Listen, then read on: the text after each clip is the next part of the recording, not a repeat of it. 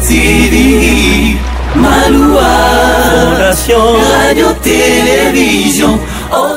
Vous nous avez choisi, vous avez raison, vous êtes sur la FM Télévision dans le cadre de ces plateaux spéciaux. Puisqu'aujourd'hui nous avons des visiteurs, on va recevoir l'équipe des SPP. Voilà, qui sera avec nous sur ce plateau, qui revient voilà, de la Coupe du Congo, avec en reflet justement la médaille de bronze. On va évoquer tout cela, les déroulements de la compétition, mais la manière évidemment avec laquelle cette équipe se prépare, des difficultés, etc. On en parle avec l'entraîneur, la capitaine et l'ensemble de l'équipe sur ce plateau. Merci à toute l'équipe mobilisée, sensibilisée qui nous aide d'arriver chez vous dans de très bonnes conditions. À la réalisation, nous avons Don Benjamin et le DT Galor Mouya, Israël et Samuel Ilunga nous ont aidé évidemment à préparer cette émission. On va démarrer l'émission déjà avec nos invités. Vous avez s'entraîner et puis un demi volontairement accompagné Bino. Réaction à coach Zanini. En tout cas, je parce que tant que tu as quand mais tant que battu que le soleil a volé bon c'est comme il a encadré à rappel sur son voyage. En tout cas, c'est peut-être un avec un coach ma photo tindelinga phénomène live maman le côté na limité tu as descendu sur le terrain à 4 bandiera de nyoso andimaka ya na terrain tant que mon bana o en tout cas mon pas qu'il y sengo biso to qu'il sengo makasi ti apporter ça qui a porter le et comme beaucoup na boko na ngai.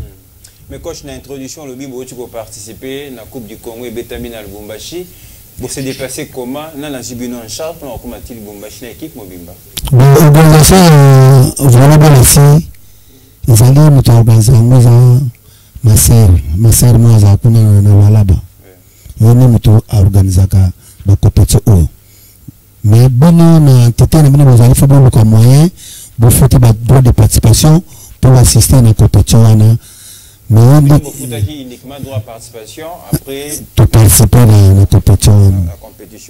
Alors coach, puisque vous avez mon côté, tout l'équipe équipe accompagner lelo, on a petit peu le représenter biso ba clé na yo ba accompagner spécialement tout le monde a déjà cap pour Yolande cap déjà ça mais la ticket le moko au présenter biso bango rapidement. Merci beaucoup. Nous allons oui, nous avons toujours parce que Yende Mutazali Mukambi. Oui, Yolande Kavu. Yolande Kavu. Nous sommes toujours Maman Magui. Maman Magui. Nous sommes toujours Bolombe. Rebecca. Bakleta Makasi nous sommes le monde. Ah, tout ça, nous avons la Souza. Par exemple, pour te venir au football, tu es défenseur à Zalaka, milieu du terrain, attaquant. Attention, gros joueurs. Si vous voulez, tout ça, on a besoin de tous les postes. Pour nous voler, tout ça, il y a une rotation. Nous avons un 1. Mais nous avons un 6. Tant que c'est maintenant 6. C'est pas une spécialité. Yolande, en tout cas, poste est clé. Attaque à varier un moment avec ce rôle. Quand nous avons donc volleyball, les alliés, tout ça, il y a une rotation, il y a un poste. Mais c'est ce qu'on présentait. On a cassé la Souza. On a cassé la Souza. Ah, tout ça, Maman Timba Farida. Ou soit à Clé Tamakas. Côté tout ça, Mbamouza. Oui, donc il y a des passages.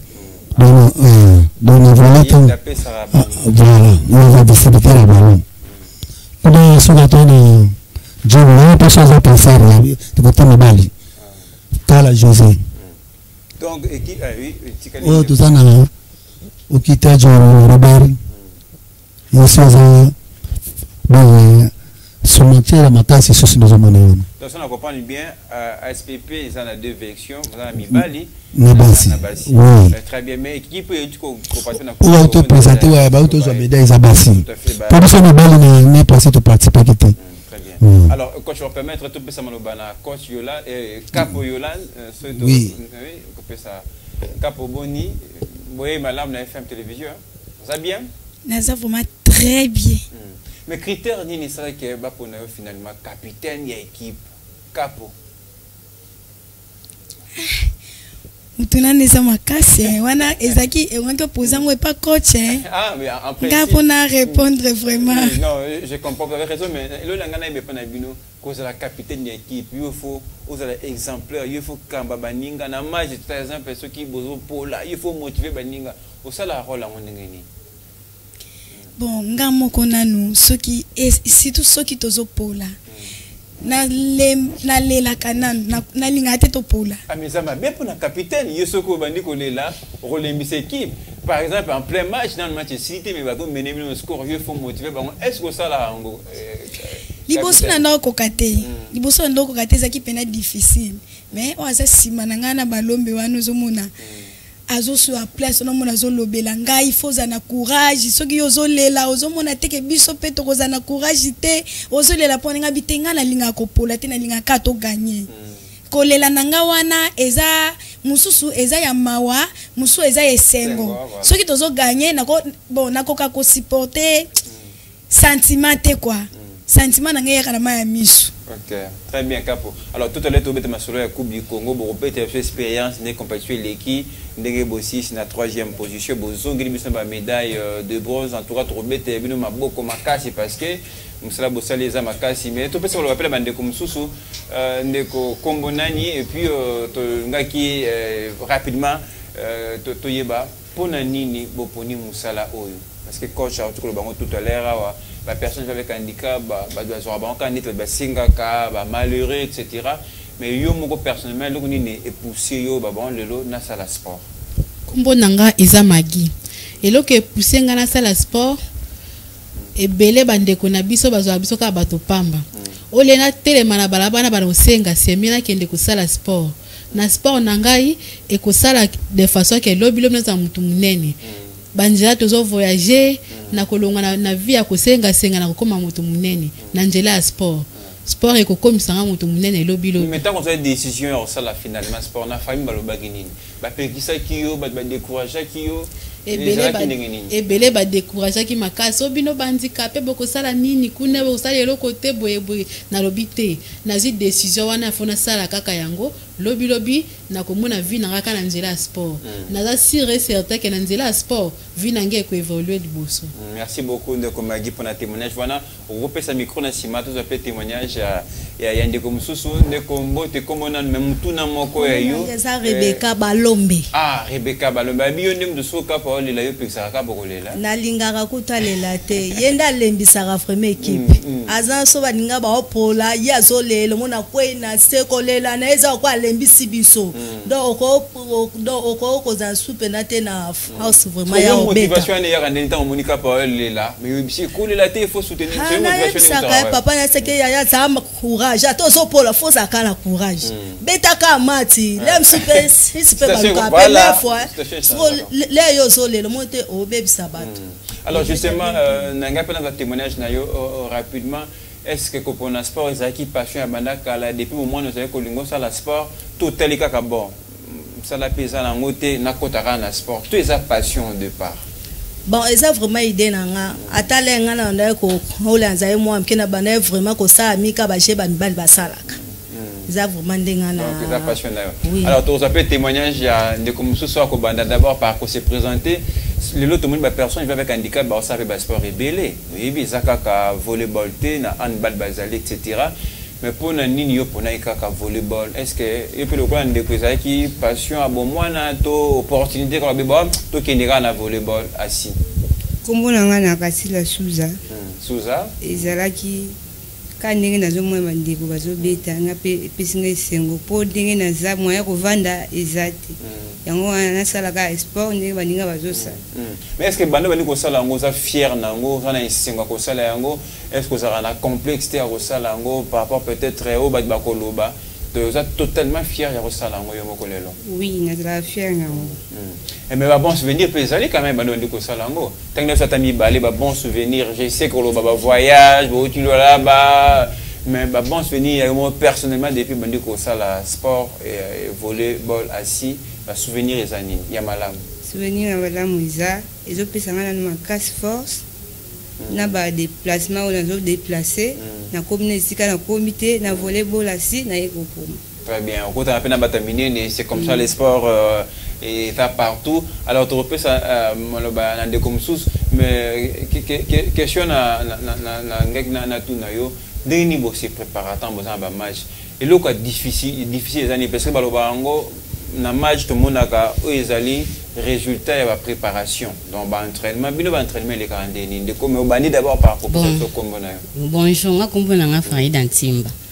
Pour nous tuni question ya préparatif ya compétition par exemple l'entraînement na bino les 42 entraînement donc to sala entraînement mingi pour tous en endurance makasi pour jour événement tous en makasi tous à peine donc to yeba ba technique ya ba technique ndeni ya ko défendre ballon na mungunya c'est ça au terme ba technique ni ka mingi ma technique na ta sensible technique moi personnellement organiser ba match aussi distinguer beteli na technique nous a neti biso na voler pour nos tchaba point belé faut kaka oza donc ce que na OK ko livrer ballon faut oza la casse na service pour service ndé et peut ça ba point belé mais surtout ko beta c'est une chose mais réplique ya ba diversion monsieur pour ça na position pour raison c'est là bas on peut dire ici botindiki bon bazong ici yo ka ndé soza terrain faut ba ka ndongo défendre ballon pour ça muninga tindiki a pousser da ballon yo za facilité à ko retenir ngo pona ko zong sa on ngamba baninga mais rapidement avant de passer malwana de comme ça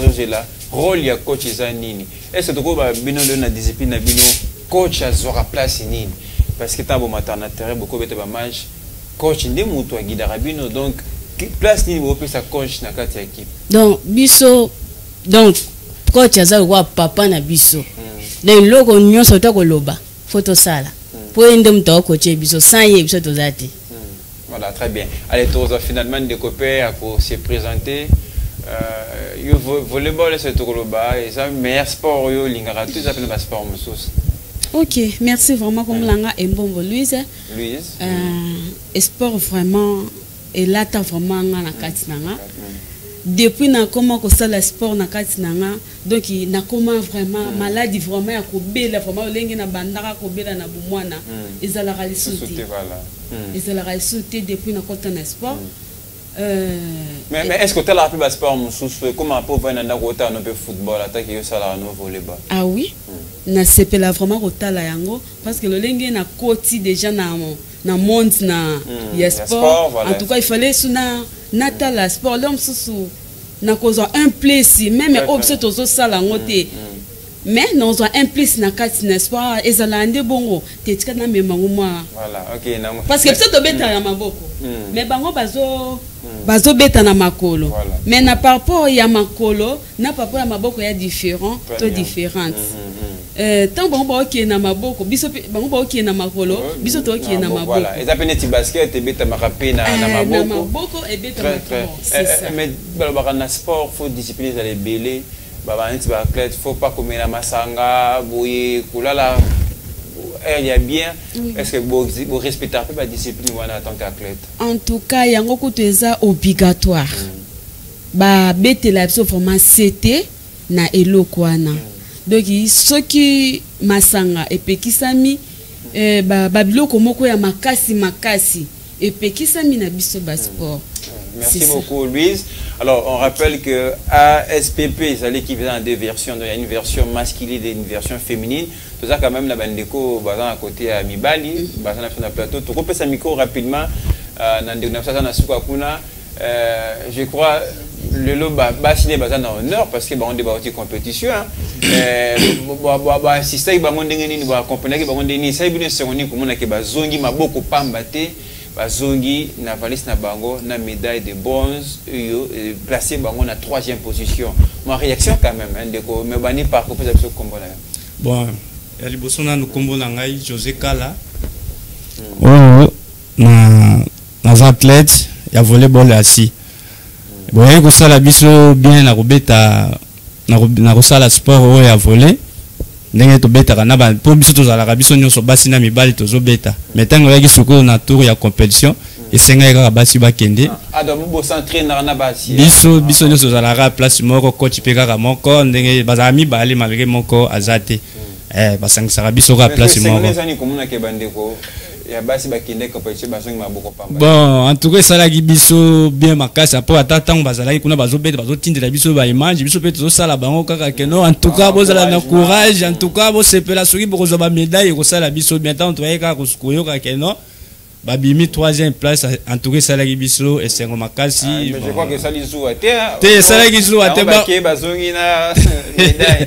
Te ça la gizu ate to sala ki plena to zaki plena c'est makasi po bango pe bazala biso bazoye ba keno na tout na biso bango pe ba ko sepela. Très bien. Alors ça yo mon côté de ça ndeko mususu pe azali côté catégorie ya mibali au côté sapso combo mais c'est quand même qu'on a bande ko basi ba mais BTS pe masolo ya bino pe mibali si vous participez à la compétition.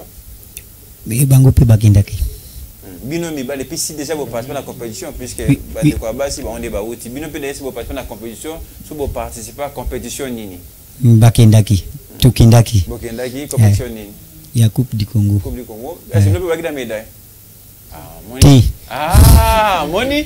Tu bête na ba maman bo passer ba maman ba. Maman l'équipe.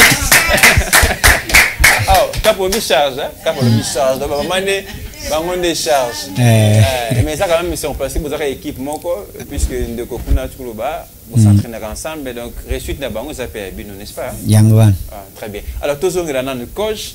Écoute, avant de mettre ma soirée Coupe du Congo, parce que tu as reçu cette émission, le plus difficile dans Moussala au Boponi, comment préparer les athlètes sur les compétitions, il y a d'une part situation physique qui compte évidemment, mais il y a aussi de notre part accompagnement des appels d'amitié, vous avez un mouvement de soutenabilité, mais c'est quoi le plus difficile dans la préparation? En tout cas, difficulté, ma casse au deux ans, on a sport, on a besoin de personnes handicapées, financement. Nous avons un moyen de financement, le matériel est insuffisant. Parce que nous avons un l'aise, nous travaillons, il faut le matériel complet. Mais dans la difficulté, il y a un soutien. Nous avons une bonne foi.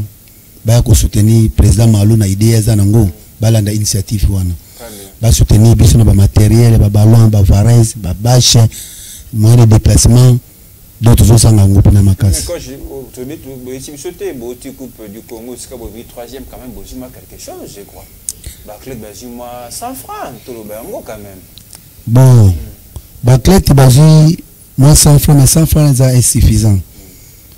Moi, je vais enveloppe même dans la télévision parce que ça enveloppe mon cause insuffisant. Ils sont insuffisants. Ils ont un symbole ou un salaire bango.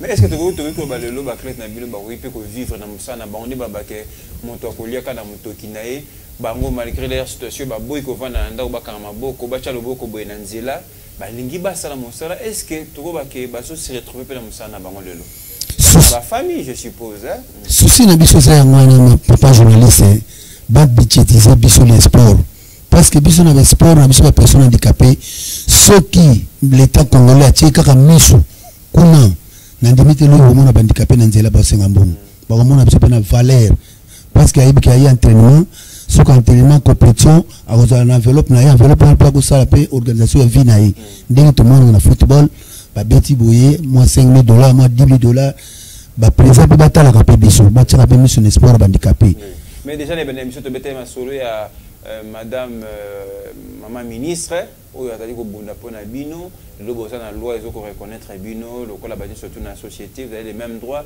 il y a récemment même kutu boti kozwa loi ya recrutement donc bakoki mpe korecruter personnes vivant avec handicap dans la même catégorie lokola bani surtout c'est-à-dire lelo soki entreprise moko ebimi il faut recruter 100 personnes il faut ayebake na 100 personnes wana il faut aza na catégorie mpe et ben personne avec handicap les allez ben former ministre à ça pour nabino réaction de les années aussi en tant que personne vivant avec handicap. Bon, je pense que mon ministre ne pas aller il ne semble data azamena on a linga mingi parce que ça homme fort azama ba initiative abi aza très intelligent mais le même ami biso na ministère na niveau ya recrutement na secrétariat en tout cas tout essayer ba coup de chapeau makasi to sepina il y a un départ pour le changement. Ça dépend.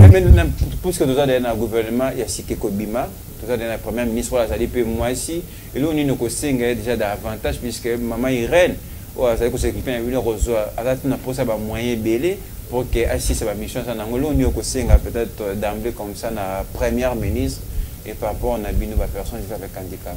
Bon, pour moi, je dis que solo ni pesa mbote pa zali félicitations na kasi ni pesa o journée et là on s'en aller ameka ko continuer mama ministre ya biswani après ça temps à ça la lisusu na pesa ya zani parce que tant ya banda ko sala musala azali au niveau de secrétariat siko liko comme na niveau ya secrétariat ils allaient bien mingatika continuer l'ambition na epo l'obito za la meilleure. Alors avant de se mettre sur la Coupe du Congo rapidement puisque on appelle ce qui est des cas pour nanga qui na combat ba maman pour bozali équipe féminine vous accompagner na bande kona basi moi le bamuki et là on ko senga d'abord la première ministre maman Judith et puis là on ko senga sous davantage na maman ministre Irène rapidement na combat bande ko basi.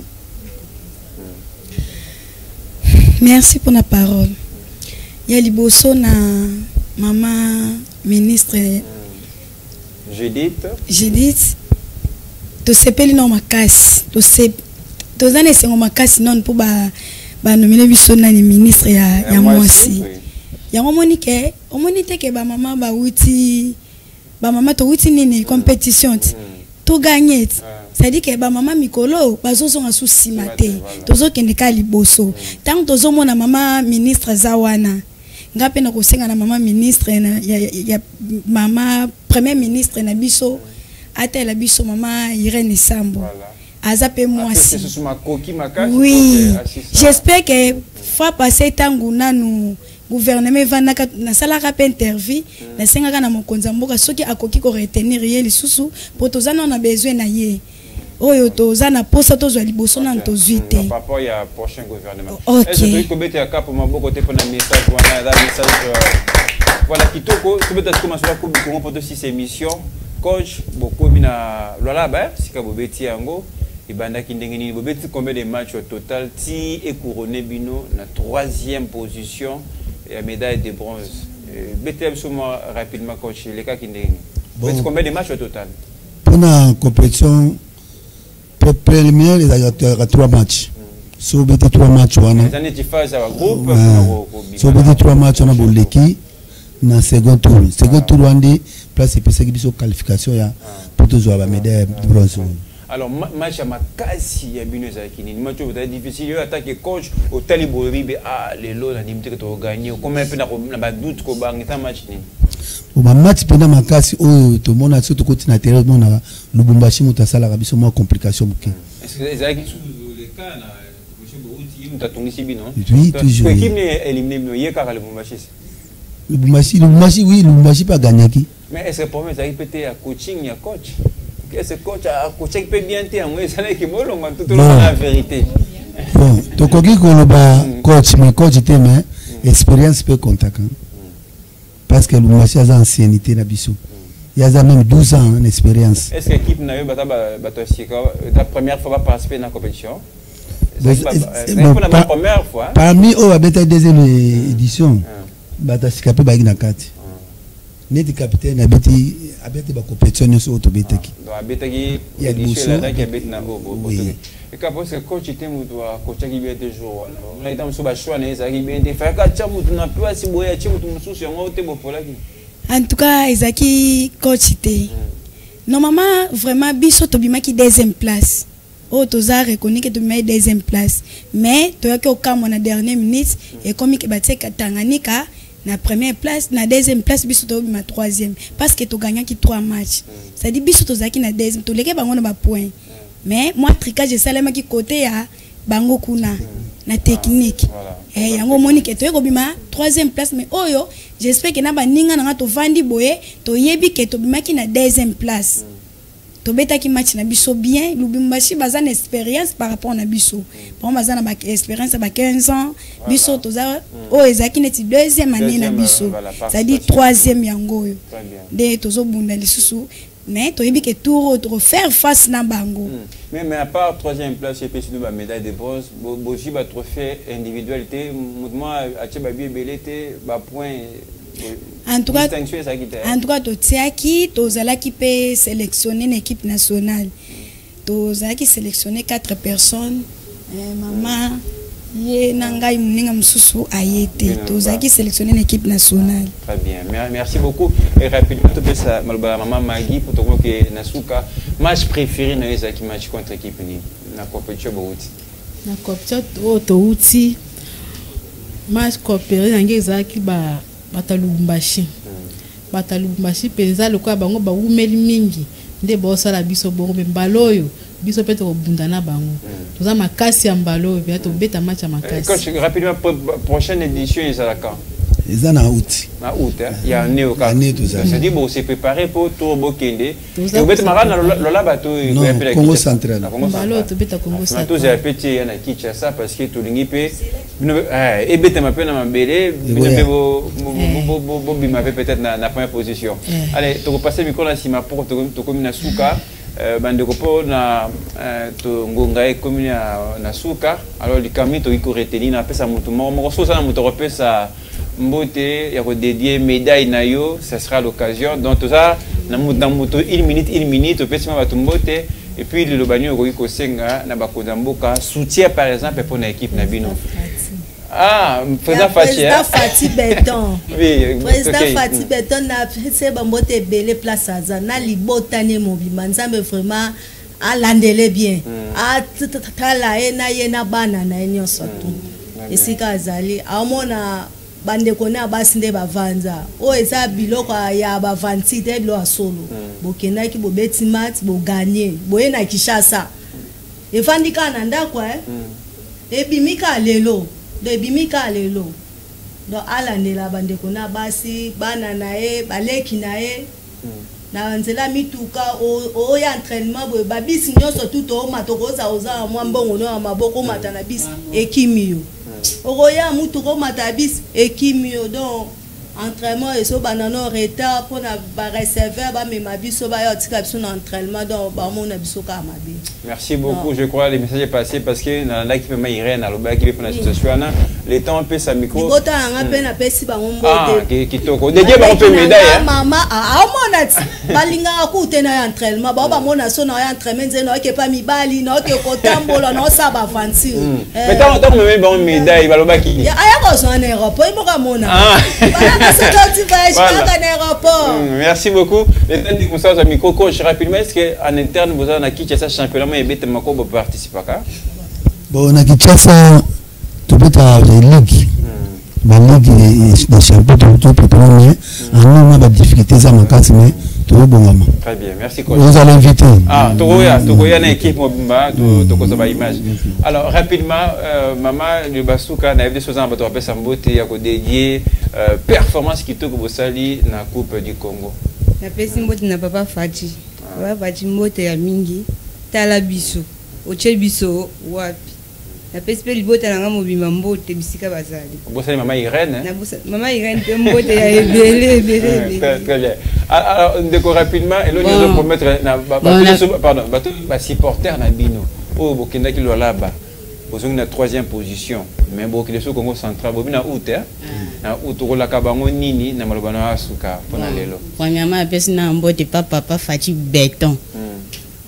Na dédié na nous médaille na oyo, na mon fils adoré au Fradi, na famille na ngai famille Futila. On dit na dédié, on peut bango et on a yaka. Donc, ba dénigrant, ba bisa ngokendo sani. Sport non et le remonte ça on va venir aux autres gars l'exatant pamba donc on a dédié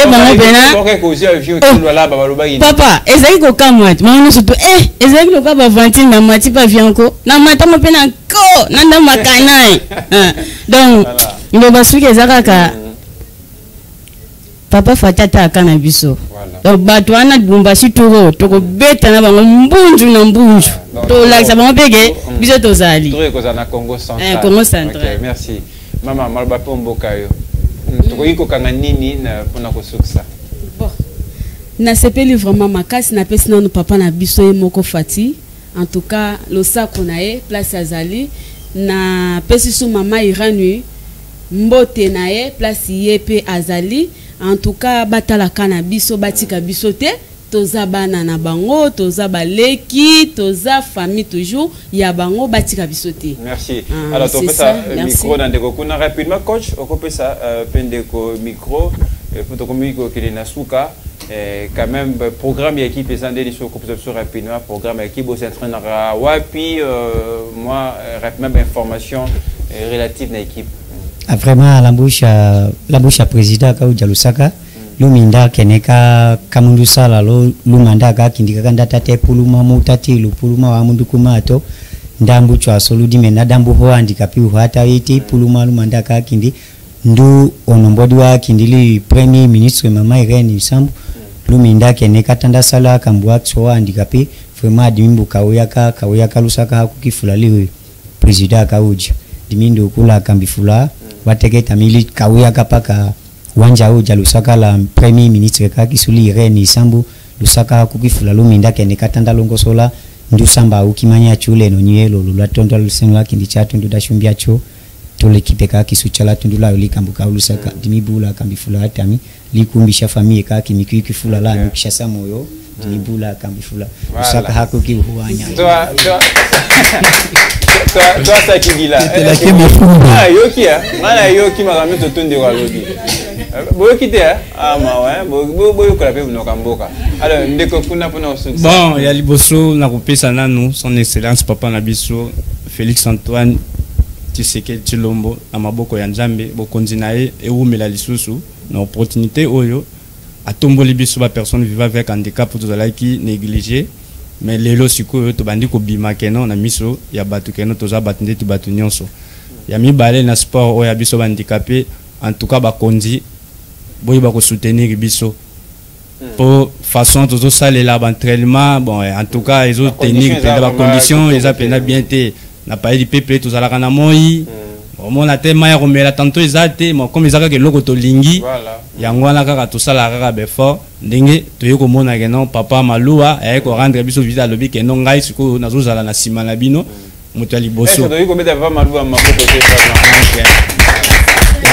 ya mi balé mama na biso ministre to tiki na maboko na yo en tout cas na maboko ya Nzambe en tout cas boye ba kotala biso malamu na sport na biso ba personne vivant avec handicap botika biso te libota nanga mobimba ndeko mwasi nanga ndeko ya mwasi Louise pesa azali so azola nanga na piso sumbote mingi. Merci beaucoup. Alors Kapa Rosva micro pour na kosusa coach rapidement à part mama Irene Totangié na demato bo formulé pour la président de la République nani zo soutenir Rabino. Bon pour na ko soutenir niti na pas après Jésus qui se met en route pour ces années, à la préparer bateau, en soutenant un peu bateau, à l'issue des agriculteurs handicapés. Mais pour ce président, de l'homme de ma casse, de l'homme il y a des années ici. Donc, l'initiative, il y a une débina, il y a la poto zala. Il y a un dima pour accompagner les personnes handicapées. Ils ont une makila. Donc, tout ça, ma beaucoup, on a eu. Nous sommes compétition, tout préparé, albagi nanga coach, la kimia.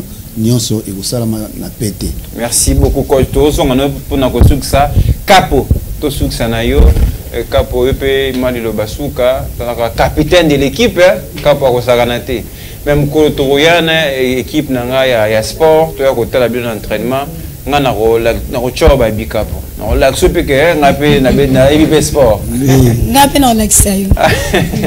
OK allez capo pour na succès.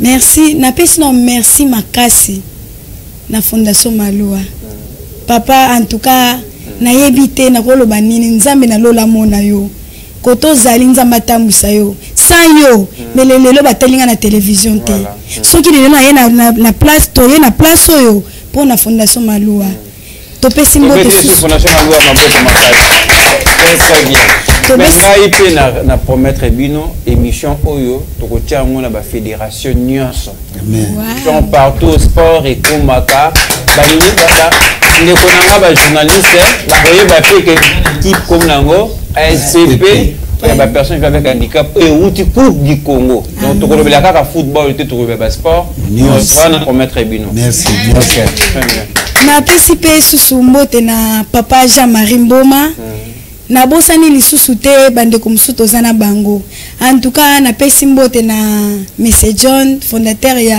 un administrateur groupe na biso na pesi mbote na mama Irene Sambu en tout cas na sengi na bango toleli pe mingi nazalaka nangina loba molo ko mwa mkepo na le passé nazalaka na basket. Oh, bana basket. Na bana na basket, na beti na basket, ta na raté compétition na lembi, loka ba poninga te na tikali na vandi. Ta na eko banda na volley, na lobi lokwa na eshuaki na basket, ngana ko réussir na volley. Très bien. Tindenge tozo continuer. J'espère que ba oseka biso ke ba kilote ko sila na mabele na ko sieta mais biso toza kuna te to ko sieta kaka tiki no mukolo to ko mata. Sport na biso malgré za nango pasi eza pasi ba condition tozo s'entraîner eza yango te parce que ba béton wana na se parler du peuple eza béton tant ozo quoi ozo s'appliquer les mains na se ozo mona ke maboko et beba kabiso toza na posa vraiment ya soutien toza na posa soutien makasi tant que toye wana coach na biso aza na posa ya transport na epe po azonga talaka ndenge tozali kozwa nani ya yo moko na neza pasi ndeni no soutenir coach entre ceux qui moko akotala ba coach na biso ba ke ba coach ba refuta transport ba pesa biso entraînement oya ko soutenir ata transport ba coach na biso akotala biso ba pesa biso ne fisc ata mwa bis ndenge bata basket baza na mutuka na bango biso peso tozwa ta bis loko la plupart ba utaka na changu etelemi ata na quartier 1 etelemi na quartier 1 batu nyonso ba yeba mateli wana o ba uta rompenga ba bazu ba ngata na 16e mairie et comme si biso na palais du peuple et ko sala biso bien et ko sunga biso pardon to lele libino papa Fati Beton to bosani yote to lingi yo mingi biso bandika pendenge yo lingi biso pe to lingi yo mingi umela na bokonzi na yo tala médaille na ngai nazo ya entraînement ba bomo anet non sala ba G mais nga na bise bango ke nga na kolata médaille na volleyball asi médaille na nga yango bande ko na bazo mo to beteli cap ma bon pour la détermination merci surtout pour la témoignage mais pour le succès je voulais rappeler to ebi que na mboka la peut organiser ki ba G à francophonie ou permettant que tous au mois ba salle ya sika sport auto beng ba gymnase na le poto pour na ba volley. Moi, je crois que le ministre Akoya ou a joué sport. Il ne faut pas permettre Bino Pubo qui n'a pas s'entraîner dans la condition. Vérité, puisque bon ça la fierté en Boka Boti Bobi compétition un jour vous avez sélectionné une équipe nationale Burkina Talibanda. En tout cas au prochain ministre nous voulons la même attention pour toutes les disciplines sportives. Tout l'équipe de Konabi Souba Beta dans la condition et bien gymnase voilà où yoko ça ma beaucoup on passe dans ma beaucoup côté et cause en tout cas on va militer pour ça. Coach yom to aussi ces missions na mokuse ni to yiko quand on a passage na bino le long na plateau ya FM télévision. On peut merci la Fondation Malou de permettre Fondation Malou a permettre biso de participer à l'émission pour toi balbaki émission ni to coachango délais indéterminés et donc dépend de cas na biso voilà en tout cas to pèse ba coup de chat to mona te na Congo ezalate la première fois pour que na chaîne mo pèse le côté mais ba mona mo kili mobimba merci nzamba batela et a pèse sous makas kolika. Pesi mbote pa maman Irene Sambo. Maman, tala équipe à voler, soutenir biso na équipe à voler parce que tous on a des difficultés makasi. Tinda ba tuna terrain ba ko mona malgré ça ba ambassadeur na yo bazo ya ba mona biso. Tinda ba équipe ba ko tala biso na ba conditions toujours au travail nango. Botika présent maluye mokote, botie maboko. Poye pazana makambe belé ya ko sala. Ce pe bino pe bo soutenir aux amala en mingi. Apesi libota na ngambote apesi glodi ko mbote et fini le ko mbote katala ko mbote bon so pe na pesi bandeko o no so ba soutenir na biso na musika ba petite na to ba shiri ya pe depuis ba landela biso ba ballon nzamba batela bino makasi vous allez toujours pembe na biso. Merci beaucoup coach Maboko Makasi. C'était pour nous un grand plaisir de vous recevoir. Merci Mingi, tu peux suivre la chance belé pour l'entraînement à Bino, tu accompagner Bino, direction sport et FM télévision et courir à côté de temps en temps pour l'entraînement à Bino. Tout le monde a pending pour préparer prochaine édition en Coupe du Congo et en octobre en Congo central. Merci à vous tous de nous avoir suivis. L'actualité reste en continu sur notre chaîne YouTube. Tapez Fondation Malou à la télévision et surtout restez-nous fidèles. Je vous retrouve à 19h30 pour le journal. Très bonne journée à regarder FM télévision.